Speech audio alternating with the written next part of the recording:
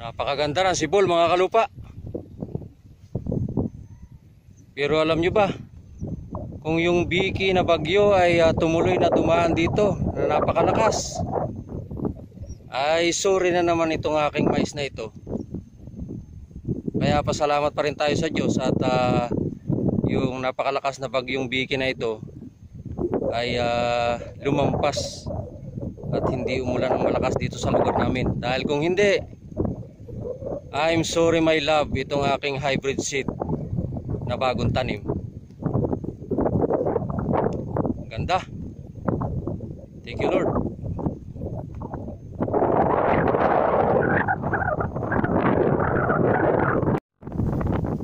Magandang araw mga kalupa. Tumalaw tayo sa bukid, yung pinataniman natin ng ating yellow corn. Sa likod ako. Makikita ko sa inyo kung anong klase ang sibol niya nakalipas ng 5 araw. Nasa sa atin po tayo kapatid ng yellow corn, hindi pa 5 days ay sibol na ang ating iniisip na yellow corn.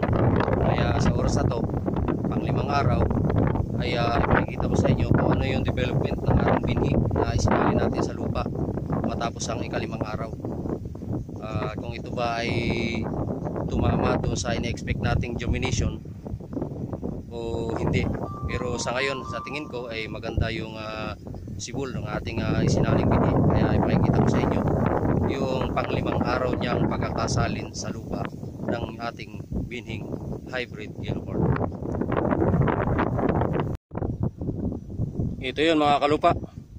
Medyo maingay, malakas yung amihan dito sa lugar namin ngayon. Pero yung ipakikita ko sa inyo ngayon ay ito yung actual na sibol ng ating isinaling binhi noong nakaraang araw, pang 5 araw ngayon. So ito yon yung kanyang naging sibol. Napakaganda. Mabilis siyang sumibol kasi sa pa 5 araw na to ay dalawa na agad yung kanyang dahon. At sa tingin ko ay napakaganda ng pagkakasibol ng ating binhi. Maganda yung quality ng binhi na nakuha natin. Bukod sa ron, maganda rin nga siguro yung ating preparation dahil halos doon sa mga itinusok nilang binhi dito sa ating tudling ay walang lisan, walang hindi sumibol. Halos lahat ay sumibol. Pwedeng masabi natin na halos 100%. Kung may bawas man siguro yung hindi siguro natabunan ng lupa. Pero yung observation ko sa ngayon, sa kabuuan nitong ating linang, ay napakaganda ng sibol. So yun nga mga kalupa, ang resulta ng isang magandang preparation ng ating lupa kapag tayo ay magpapasik ng yellow corn. Kasi kung hindi maganda yung preparation ng lupa natin, yung kanyang pagka-pino, ay hindi natin makukuha yung expectation ito na magandang sibol ng ating binhi.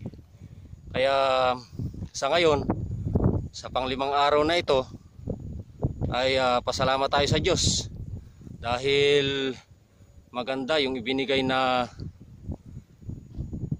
germination sa atin ng ating hybrid seed. At iobserbahan pa natin ito sa lupa ng 2 linggo at tayo naman ay mag-a-apply ng side dress na abono.